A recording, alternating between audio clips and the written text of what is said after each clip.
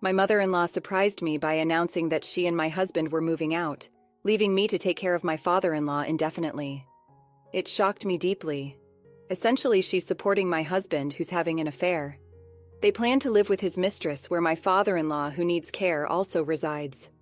Despite this, they're disregarding his needs. I'm angered by their actions, but I can't simply abandon my father-in-law. Then, unexpectedly, my father-in-law stands up, breaking his wheelchair-bound state. "Let me introduce myself," he says. "I'm Aurora, almost 30 years old, married to David for 3 years. We used to enjoy each other's company, but lately things have felt dull. Maybe it's what they call being too comfortable. We've settled into a routine, but it feels repetitive. About a year ago, David's work got busier, and he started going on business trips, which never happened before. Although he provides for us financially, and I have a job too, I can't shake the feeling that something's wrong. Even when he's home, our connection seems strained.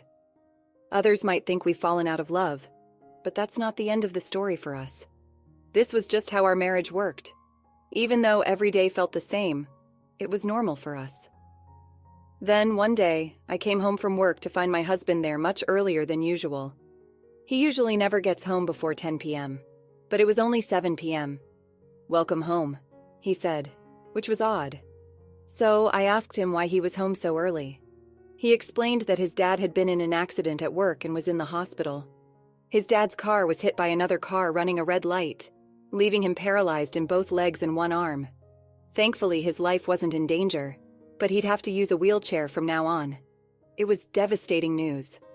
My father-in-law, who loved outdoor activities like hiking and fishing, now had to rely on a wheelchair. He was always so helpful and treated me like his own daughter. Seeing him in this condition was heartbreaking. My husband's mom called him about the accident since he works for a different company than his dad. He's frustrated because he can't visit his dad right away, and I'm saddened by the fact that such a kind man ended up in a wheelchair because of an accident. But there was no time to be shocked. He looked me in the eyes and said, "Aurora, Mom has a favor to ask about Dad." "What did she ask?" I replied. "She's asking if we can help take care of him together." "Take care of Dad together?" "Yeah, Mom's getting older, and it might be tough for her to do it alone. So she thinks it would be a big help if we both chip in." "So basically we have to move to your parents' house?" "Yeah, we'll have to. There's enough space for us there." "Is that okay?" I couldn't answer. I cared a lot about my father-in-law, and I loved him, but agreeing to suddenly take on caregiving, something I'd never done before, was difficult. "I know it's new and tough," my husband said, holding my hand. "But if we leave it all to Mom, she might struggle too. Please, Aurora, I know it's hard, but if we work together, we can do it." "It's going to be hard," I replied, "but I have a job too." "I want you to quit your job and focus on caring for Dad with Mom," he said. "I'll take care of the expenses." "Quit my job?" I was taken aback. "Yes, I'll support you financially. Dad is in his wheelchair and Mom needs your help." Seeing him so desperate, it was hard to refuse. So I quit my job as he suggested and started caring for my father-in-law. As time passed, one evening during dinner, my husband suddenly stood up. "I've decided to take over Dad's company and become the president," he announced. My father-in-law was surprised but inwardly pleased. With tears in his eyes, he said, "David, I can't believe you're doing this. You always said you wouldn't work at my company." "I was just embarrassed," my husband admitted. "But in this condition, I can't leave the company alone, can I?" "Thank you," my father-in-law said, relieved. "I was worried about the future of the company. I'm glad to leave it in trusted hands." But when David said, "I want to leave it to you," my father-in-law replied, "I knew you'd say yes. I'll do my best as a son. Please create a good working environment for my employees," my father-in-law added. "Of course," David assured him. After this exchange, David became the president of his father's company, while his father-in-law took on the role of chairman. Despite the typical image of a chairman being associated with retirement, there was still a lot of work to be done. However, my father-in-law left the actual operation of the company in David's hands. Within just 2 months of taking over as president, David started coming home late every night. Initially, I thought it was because he was still getting used to the job, but it seemed strange to work overtime consistently for 2 months. Another reason for my suspicions arose from the smell David had when he returned home one night. Unable to sleep, I heard him come in. He smelled of soap, which was unusual. When I questioned him, he became defensive, blaming his late nights on taking over his father's business. But as he hurried to bed, I couldn't shake off my unease. His evasiveness only heightened my suspicions. When I tried to ask him more questions, he became irritated, brushing off my concerns. Something didn't add up, and I couldn't ignore it any longer. As I arrived home tired, I didn't mean to accuse him of anything. I was just curious. But David took it as an accusation of cheating. He argued that he's working hard every day so I can live comfortably. I understood his point, but I still felt uneasy. When I tried to apologize, he ignored me and went upstairs, deliberately making noise in the bedroom. He turned away from me and started using his smartphone. The next day, my mother-in-law, informed by David about our argument, approached me angrily. She accused me of suspecting David of cheating just because he worked hard for me. I tried to explain that I was only curious, but she insisted it was wrong to make David uncomfortable. She left, leaving all the housework for me to do. My mother-in-law doesn't think highly of me. Despite pretending to share the housework, in reality I do everything, including taking care of my father-in-law during the day. She finds excuses to go out, returning only in the evening. My father-in-law, mostly staying in his room, doesn't realize how often she's gone. She's even warned me not to say anything odd to my father-in-law and David, further straining our relationship. I felt the unfairness of my self-centered mother-in-law, but all I could do was silently carry on with the housework and caregiving. However, the reason I could endure such a life was mainly because of my father-in-law. Every time I helped him, he genuinely apologized. "Aurora, I'm sorry. I'm sure you'd hate taking care of an old man like me," he'd say. "Don't worry about it," I'd reply. "I think of you as my real father. I'm happy to help." "I'm glad that David married someone like you, Aurora. Despite all the trouble I've caused you with my care, you still speak so kindly to me," he'd express gratefully. "I'm also happy to have such a kind person as my father-in-law," I'd assure him. Despite feeling uncomfortable due to my husband and mother-in-law's behavior, I kept going because of my father-in-law's kindness. My routine involved helping my father-in-law before bed and then turning off the lights. One day when I finished and returned to the living room, my usually absent husband was there, talking to my mother-in-law. Something felt off, and my fears were confirmed when my mother-in-law dropped a bombshell. "Good timing, Aurora. We need to talk. Please take care of James here for the rest of his life," she said. Confused, I asked what she meant. But before I could fully grasp the situation, my husband handed me divorce papers. "I have someone else, and we're leaving to live with her. You can deal with the divorce papers," he said coldly. Stunned and devastated, I collapsed as they packed their bags and left, ignoring my tears. Alone in the silent living room, tears streamed down my cheeks. Then my father-in-law appeared in his wheelchair. "Aurora, what happened? I heard a noise and came to see," he asked, concerned. I struggled to find words, my heart heavy with pain and confusion. I confided in my father-in-law about what had happened earlier. His expression grew stern as he listened, and by the end his eyes burned with determination. Suddenly he stood up, his voice commanding like never before. "Let's fight back," he said firmly. Concerned, I glanced at his legs, but he apologized for keeping it a secret, and revealed that he could walk, assuring me not to worry. He declared he was ready. From a drawer he produced a large envelope, revealing its contents, evidence of my husband's infidelity, and even my mother-in-law's. Shocked, I learned that since becoming president, David left work exactly on time every day, despite returning home well after midnight. Suspicious, my father-in-law had hired a private investigator to look into him, uncovering his affair. Additionally, my mother-in-law's daytime absences were also investigated, leading to the discovery of her infidelity. Astonishingly, she seemed aware of David's affair, as evidenced by photos of them together. My father-in-law had recently obtained this evidence and debated when to tell me.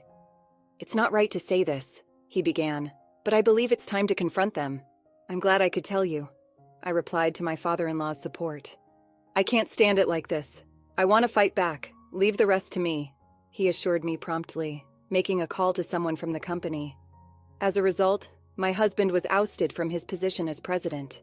Following my father-in-law's advice, I filed for divorce and demanded a division of property from David through my lawyer. About a week later, David visited my parents-in-law's house, outraged. He confronted me and my father-in-law, demanding to know why his infidelity led to losing his presidency. My father-in-law didn't hold back, blaming him for neglecting his care duties and causing me suffering. He too scolded David, forbidding him from ever entering the house again. Desperate, David begged me to persuade my father-in-law to forgive him and withdraw the divorce. He promised to end his affair and drop the demand for the division of property. His selfishness disappointed me. Despite everything, he only thought of himself. To withdraw the divorce? I repeated, incredulous. At this point, what are you even saying? I never asked for that. I'm glad to be divorced from a scumbag like you. I'm not going back to you ever again, I asserted firmly. Of course. Why should I have to be married to a scumbag like you?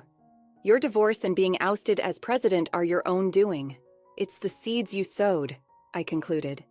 Confused and desperate, David tried to backtrack, claiming the divorce papers were just a threat. I thought so, I retorted. You, your mother, your mistress, I hope you all go to hell together. Keep holding on to your spoiled ideas of getting help from someone, I added, as I chased him out of the front door, slamming it shut. From outside, I could hear David's wails, begging for forgiveness. But neither my father-in-law nor I responded. Learning that David was ousted as president, his mistress promptly threw both him and his mother out of the house. With nowhere else to go, they were forced to live in a cheap motel for a few days. Losing their jobs depleted their savings, and they struggled to make ends meet, eventually going into debt. Working as day laborers, they couldn't afford rent and lived from day to day. Meanwhile, I continued to care for my father-in-law in his house. You're welcome to stay here as long as you like, he told me after the divorce. Grateful for his kindness, I decided to continue living with him. Recently, he started going to a senior daycare center, allowing me to work while he was out. Despite potential challenges in the future, I'm determined to do everything I can for him. Thanks for watching. How did you find the story? Let me know in the comments below. Don't forget to like this video and subscribe to our channel for more awesome stories like this. Your feedback and support mean a lot.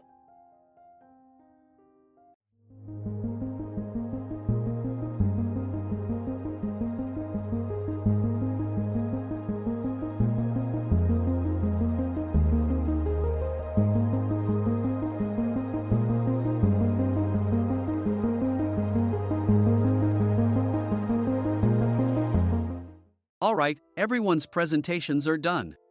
Nick, the manager, said as he tried to move the discussion forward. Excuse me, I haven't. I recently found out something. Nick interrupted me and began to speak. There's apparently someone in this department who didn't graduate high school and is just a part-timer. Meetings should be for employees only. Absolutely right. His lackey, Mike, of course, agreed with Nick. I'm leaving. After leaving the meeting room, I started to shut down my computer. I noticed that an email had arrived, not in my personal inbox, but in the company's shared email. Thinking, there's no point in speaking up, no one will listen, I went home quietly. The next day, I heard a commotion from Nick's desk. He was staring at his computer screen, his face pale. Nick! Is something wrong? Mike looked at the screen with him. And he turned even paler than Nick. Why is he so angry? Knowing the reason for Mike's distress, I thought to myself, serves them right. My name is Adam. My mother passed away when I was in the 9th grade, and I was raised by my father. Well, you could hardly call it being raised. After my mother passed, my father changed. He drowned his sorrows in alcohol, and though he still went to work, he squandered our living expenses on horse racing. Because of that, I had to start working part-time as soon as I entered high school. Every month, I went to the convenience store with bills in hand that couldn't be auto-deducted from my father's account. Even though I endured it because I didn't want to be alone, I reached my limit in my second year of high school and dropped out. I found a live-in job at a distant inn. Thank you for everything. The day I left home, my father, still staring at the TV, spoke. Take care. That was our last conversation. Back then, 18 wasn't the age of majority, so I needed my father's permission to work, and I couldn't hide my place of employment. Yet, my father never visited me even once. I kept working just to survive, and before I knew it, I was 42. Years of hard work paid off, and I was transferred to the headquarters. I was thrilled to be recognized by the company, as I thought I'd be working in the field until retirement due to my lack of formal education. Listen up. Our work can change the future of our employees. Don't drag us down. On my first day after the transfer, Nick, dressed in an expensive suit, spoke sternly. There was a reason for this. Our inn was located in a prominent tourist destination, known so well that everyone in the state could sing its commercial jingle. At its peak, we had 5 locations within the state. But that was long ago. Due to financial difficulties and aging facilities, only the place where I had worked for many years and the original establishment remained. I was prepared to lose my job anytime, but now there was a glimmer of hope. With the rise of social media, the tourist area where the inn was located started gaining attention again. Depending on how hard the sales department, where I was transferred, worked, we could either thrive or be forced to give up this prime location to the new hotel chains continuously popping up. For Nick, who had switched careers from another industry to strengthen our sales, this was a battle he couldn't afford to lose. I understood why he had to be strict. I will do my best. Nick sneered at my enthusiastic declaration. Did you not hear what I said? I'm sorry. I thought I was listening carefully. Out of habit from years of customer service, I apologized reflexively, though I had no idea what had offended him. Someone was watching me with a smirk. In this department, there are those who are expected to excel and those who have been shoved here because they have nowhere else to go. You are the latter. It was Mike, the section chief. He's 7 years younger, at 35. But he was called to headquarters much earlier than I was and had been moving around within the headquarters ever since. I'm not jealous, but I can't accept that he's my boss. Graduating from a prestigious university, he has an unusually high pride and caused many problems as a newbie, making things very difficult for me when I was the front desk leader. When I found out Mike was transferred to the sales department a month before me, I was disheartened. Mike is right. With just a middle school diploma, there's not much you can do. Don't even think about achieving results. As if I didn't exist, Nick remarked, I'm thirsty. Mike eagerly ran to the coffee maker. It seems Mike is Nick's lackey. I regretted being happy about my transfer to headquarters, wishing I had stayed on site forever. Send a direct mail to every company on this list by the end of the day. Nick only assigned me tasks that even a new graduate could handle. What? There are over 1,000 companies. You want me to send to all of them by today? Yes, if you and your fellow misfits split the work, even those with nowhere else to go should finish by today. I glanced at the employees typing away expressionlessly. They were worn out from customer service, only thinking about leaving on time, or were women reassigned after having children, with zero motivation for work. Even Sam, a new graduate from the same university as Mike, who was supposed to be among the expected achievers, had no enthusiasm for the job, having joined the company wanting to do customer service. I don't care what they say, I plan to quit anytime, he said. Only Nick and Mike were highly motivated, making all the decisions between the two of them. I originally only wanted to work at the inn to survive and had no particular attachment to this job. I swallowed my words, thinking I had no right to reprimand them. About a month after the transfer, Nick told us with a frustrated look. To commemorate the 50th anniversary, we've decided to create a plan exclusive for one group per day. Originally, Mike and I were supposed to come up with it, but our president, Mr. Thompson, insists on hearing everyone's opinions. So, you all get a chance. As Nick explained, Mike began handing out prints. Make sure not to embarrass Nick. If your ideas are half-baked, you'll have to redo them. It seemed that they had printed his handwritten notes by Mr. Thompson, which included several questions and a section for free responses. It made sense why Nick had to seek our input, given that all responses had to be submitted to Mr. Thompson. We were given a week to think about it, and a meeting was scheduled to compile our ideas. My plan is to let guests enjoy both the old and modern America. Nick began the presentations. Guests would watch a master confectioner at a nearby traditional sweet shop make sweets in front of them.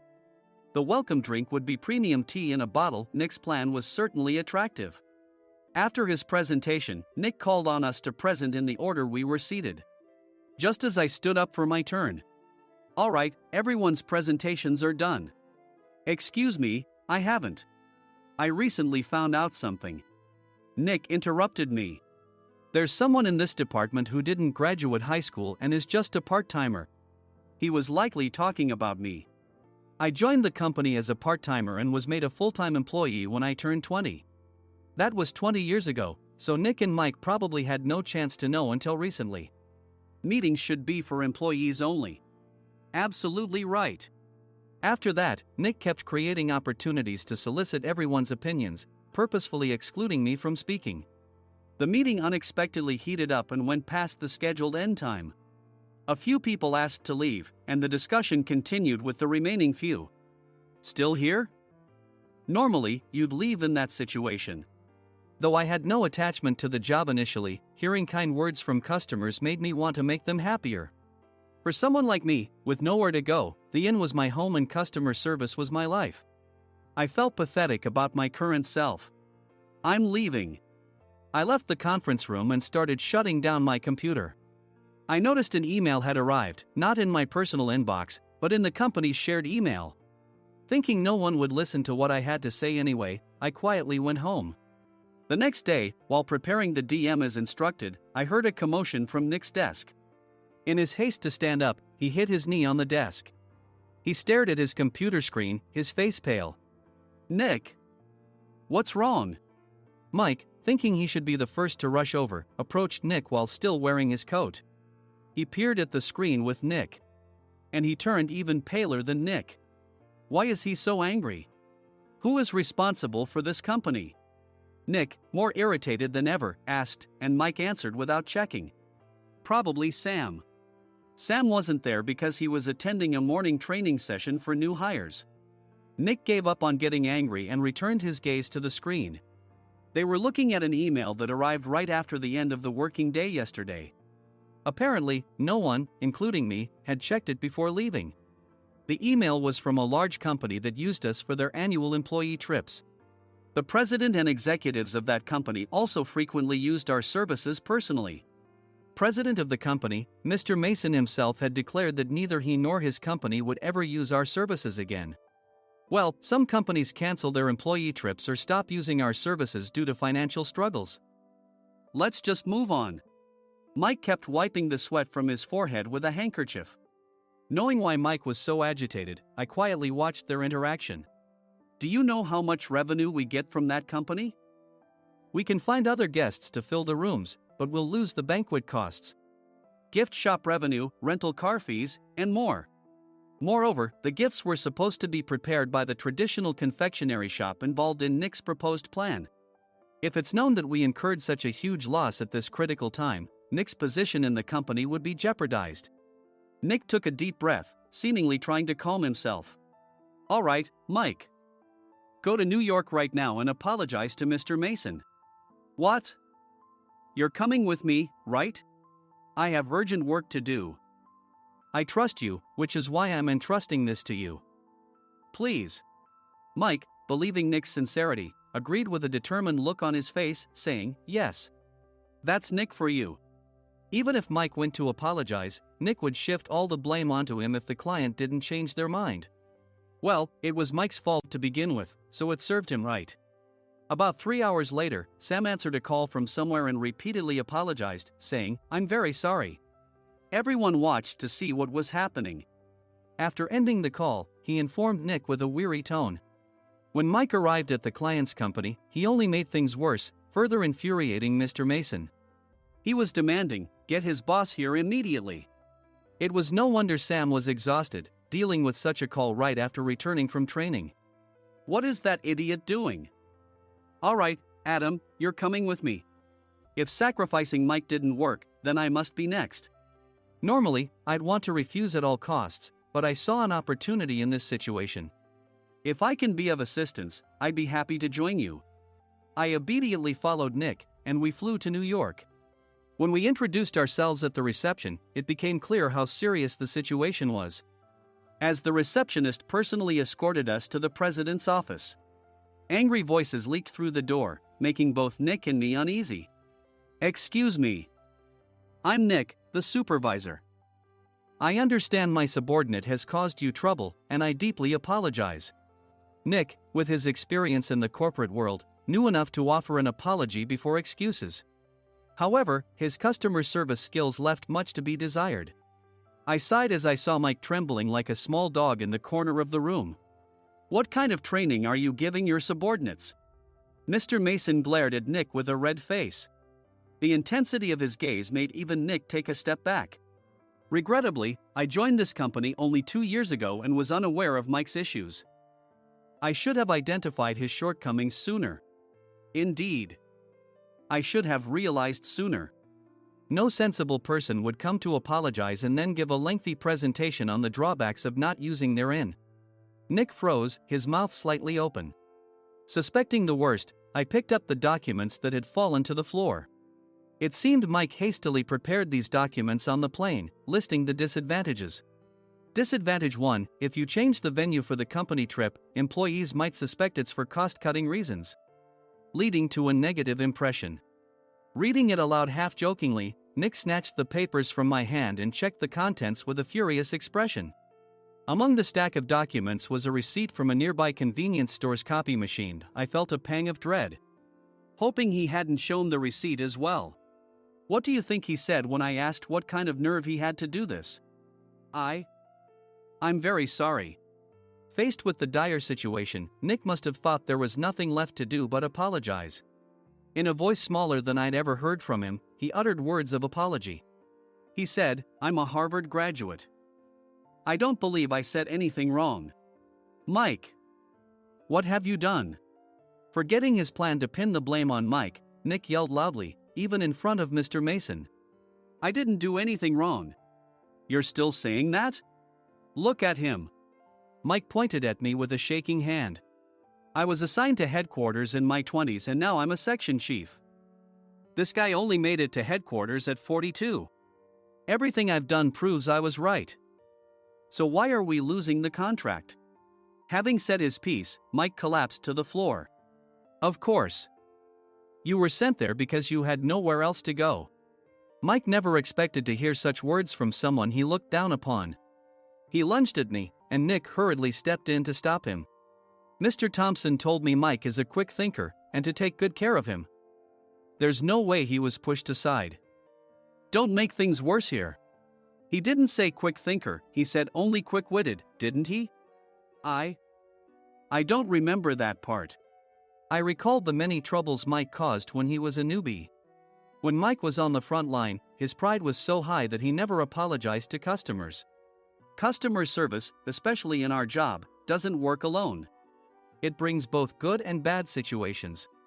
If the front staff or housekeepers made mistakes, or the cleaning company didn't properly clean a room, one had to apologize to the customers regardless of personal fault.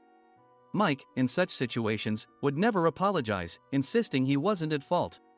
This often angered customers, and as the front desk leader, I frequently had to apologize on his behalf.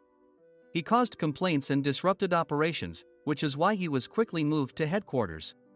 In departments where he didn't interact directly with customers, his quick thinking was beneficial and things went well.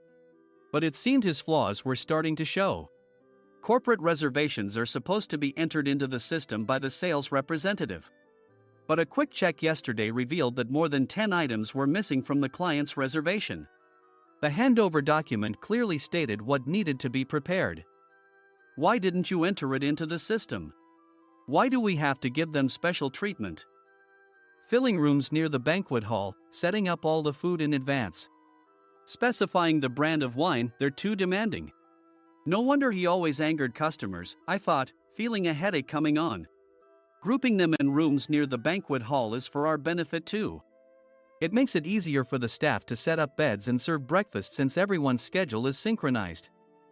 As for the other requests, Mr. Mason suggested them to lighten our load. I didn't know that. Nick finally seemed to realize that Mike was the one who had angered the client.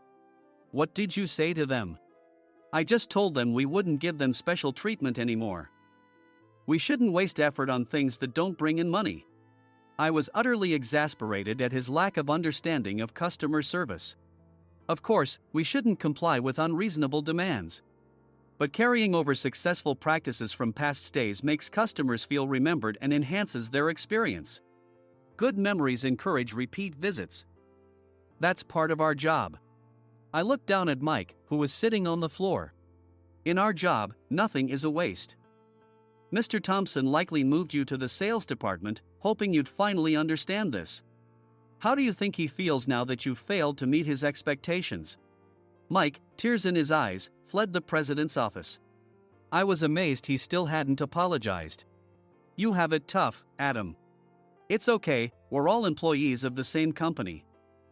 I deeply apologize for this disrespectful incident. Especially after all the care you've shown us. If it weren't for you, Adam, I really would have stopped staying here. When I heard you were moving to the sales department, I was willing to reconsider if you handled it. Seeing us talk so amicably, Nick's face contorted. Do you two know each other? Adam's service is excellent. I always requested him specifically. Normally, we don't accept specific staff requests, but we made an exception for Mr. Mason, adjusting my shifts accordingly. He had personally stayed at our hotel just before my transfer, and during casual conversation, I mentioned, I'm moving to the sales department soon. If I hadn't told him then, things could have been much worse. Please continue to take care of us. I look forward to it. On the return flight, Nick awkwardly offered me a can of beer. It's still working hours. Of course, I had no intention of forgiving him for a single beer. Nick might try to pin everything on Mike and avoid any consequences. While pondering this, a startling fact came to light. Nick, the tea bottles for the plan have arrived. I handed Nick a bottle labeled with our inn's name. They look good. What are you talking about?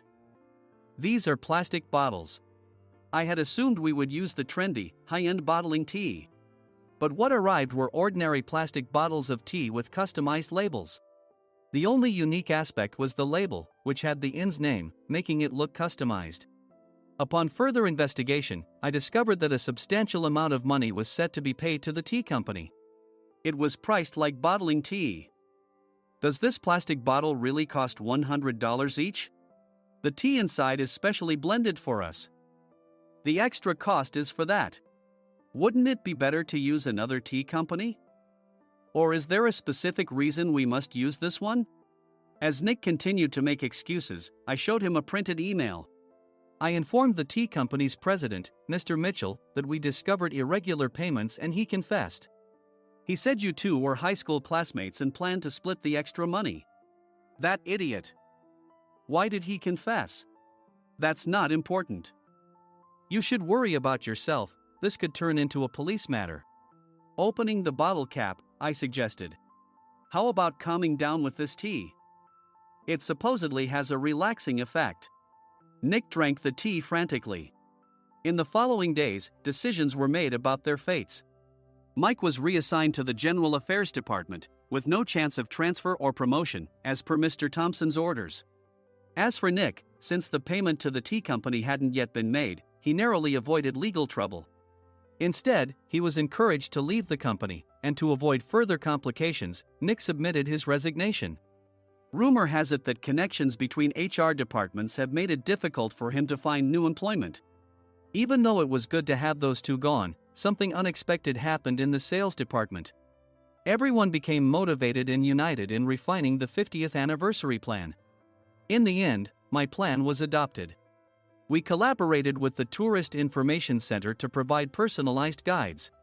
The plan, tailored to the number of guests, was truly special for the 50th anniversary. Hey, is Adam's family coming to stay?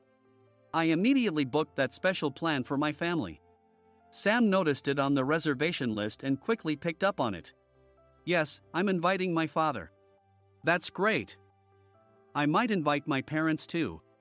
I lacked the courage to face my father just as Adam. But here, with the confidence Mr. Mason praised, I felt ready. The 50th anniversary plan was a perfect opportunity to reconnect with my father. I hoped to bring back the days when we could laugh together as we once did.